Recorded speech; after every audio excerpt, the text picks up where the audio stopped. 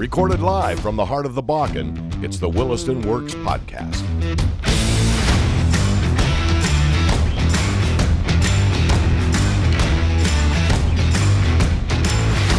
Welcome to the Williston Works Podcast, brought to you by the City of Williston, North Dakota. Williston Works brings you in-depth discussions with the entrepreneurs, small business owners, and investors who are getting it done in Western North Dakota.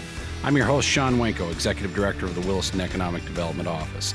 Today's guest I've got here, this is Williston native Tavish Vestal. He's owner of Arista Containers in Williston. He also comes from a pretty long line of successful entrepreneurship when we talk about Red River Supply and the Stony Creek Rail Yard. But Tavish, great to have you on the show today. Good to be here, Shawn. So let's talk about, you're born and raised in Williston, and you just have always kind of stuck around. What keeps you here in the community? What keeps me here in the community? Family, friends, and work. There's more work here than anybody can really take care of. Well, I know it's pretty crazy with activity. We talked about, we went through this craziness back in 2012, and you and I growing up, and you remember this town that was 12,000 people. And, obviously, my parents came here in the boom in the late 70s and early 80s. They stuck around. But we were a town that for the most part was a patch and maintain mentality because there just wasn't a lot of money to do things. We didn't see a lot of activity. Then the Bakken takes off and makes Williston one of the fastest growing small cities in the nation for like 5 years in a row. So we were 12,000 people. Now we're about 32,000. And there's no doubt in my mind that we're going to 40,000 people here very quickly, and the economic activity has been crazy. But what have you seen over the years? A lot of changes, lots of changes. I mean, you look at old pictures in the background, there used to be rolling hills, and now it's apartments and new suburbs and you name it. It was funny. I noticed that driving out to the lake here this weekend, and just the amount of oil and gas activity that's going on, and just the road construction in 1804. I mean, who would have thought? I mean, it used to be a 2-lane road. To be honest with you, we used to go out and party out there and just be kind of desolate when you went out there east of town. So It's just crazy what we're seeing with activity. Yeah, because on the weekends, the sheriffs went west, so everybody else went east.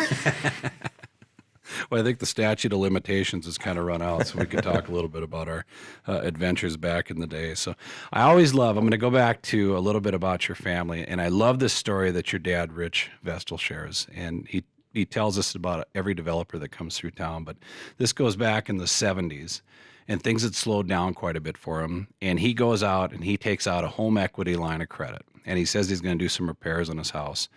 And he gets the check from the bank and goes down and buys a couple of trucks and some sand, and he starts Red River Supply. Is that pretty close to what the story was? Well, actually, it was Red River Mud, but yeah, he had a detailed itemized on blinds and curtains and new rugs, and I think you could run it up to $20,000, and that's what he did. He ran around and got all this stuff he was going to remodel his house with. Got his home equity line of credit, bought a truck, and then mud, actually, because it was Red River Mud. He was a mud engineer, and then he started servicing drilling rigs. So Red River Supply itself, then what has it growing into? Because we're talking about a bunch of different companies here, and again, it's just been, we see such success from you and from your family. It's great to have you as a component of Williston, because it really is the opportunity and the dream of what can happen in Williston. But let's go back. Red River Supply, what do they do? So, Red River Mud was the first one, and then when the 80s hit and then there was no work, it turned into Red River Supply. So essentially, Red River Mud was, they would buy and sell chemicals and compete with companies like Halliburton, Schlumberger. So then it turned into Red River Supply, which eventually turned into like transloading fertilizer from Canada. So during the downturn, we would go up to Canada, just west of Regina, get fertilizer, bring it down here, transload it, put it on the rail, and then they would ship it to Oklahoma.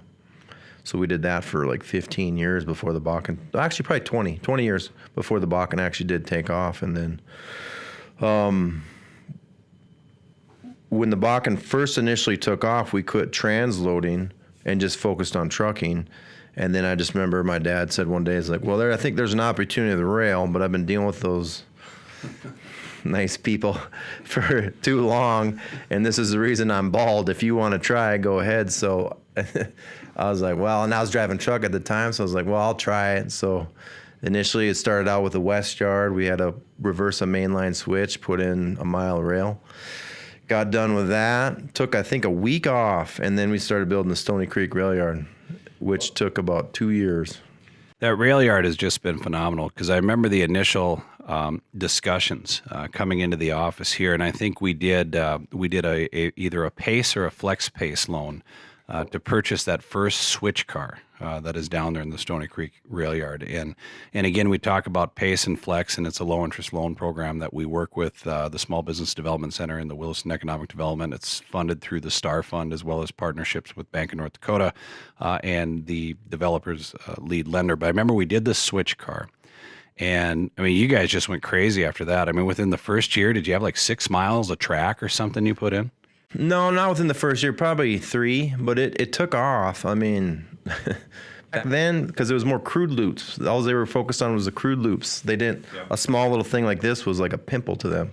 But it was also a necessity because not everything is coming in outbound crude. They got pipe coming in, you got Bayrite box cars, all these smaller 2-3 cars. That's what we were focused on, was just that market. Well, and that was huge for us with economic development because you're right. At the time, it was just crude. And that was all the focus was. And a lot of the product coming into the Bakken was either coming to cities that were east of town, either coming into Minot and being trucked in from there. So it made a lot of logistical sense that we could get some sort of rail yard expansion here that brought that. When you talked about when you were putting those tracks in, did you have vendors lined up or how did this, I mean, how did you guys land? I mean, one of your biggest companies that you landed was Lafarge, correct? That was within the last 3 years, but we did a lot more crude oil because we would do manifests. It was initially built for 20 rail cars of crude oil a day going in and out. Or actually, they would come in empty, then ship out. And then we took on other work as we could, like a little bit of sand to diversify. And then at one point, we had all the pipe that was being railed in was going through that yard. But a lot of things changed during that downturn because there was inventory everywhere. I mean, pipe yards had enough inventory for the current drilling rigs for 10 years. Yeah. You know, we're still now, like, I think they're starting to field calls now on pipe again after 4 years. Let's talk about employment in the rail yard. How many people work down there? Oh, it's 60, 70, probably 60 to 70. What did it start with? Me and Tori. We would work all day in the office trying to sell it, and then at night we'd go move cars because we used to just be, when we first got going, we didn't have the people or really the time to transload the material, so we would just spot cars. So we would go down there, and the railroad would bring us 40 cars at like 6 o'clock at night. Well, then me and Tori would go from the shuttle wagon that we got the flex space loan for. We would go down there and move cars at night just so we would get the empties out and get the ones that need to get unloaded for the next day where they're accessible, because it was 6 miles of track, not all of it you can get to. So we would go down there and do that, and then just go home and let the customers know their stuff was ready, get it unloaded tomorrow because more was coming.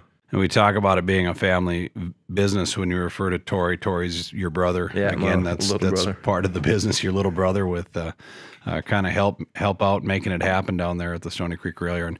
Final question I got to ask you. You've got the entrepreneurial spirit. What's the next great idea? Are you thinking of one? Oh, yeah, I got a few. We're just actually closing in on getting our permit for an 80 by 200 foot building, and going to get into tankers, cleaning tankers and inspecting them. The next big idea up here, I guess road construction. If you're in the road construction business, come talk to Shawn. Got a new bypass put up. Well, don't share anything too quick and give away your ideas. Tavish, thank you so much for being on the show. Thanks again for listening to today's Williston Works podcast, brought to you by the City of Williston. If you're a developer, business owner, entrepreneur, or site selector and would like to learn more about the opportunities in Williston, please give us a call and we'll help you make it happen. Like and subscribe for more podcasts and to learn more about Williston at willistondevelopment.com. I'm Shawn Wenko. We'll see you next time.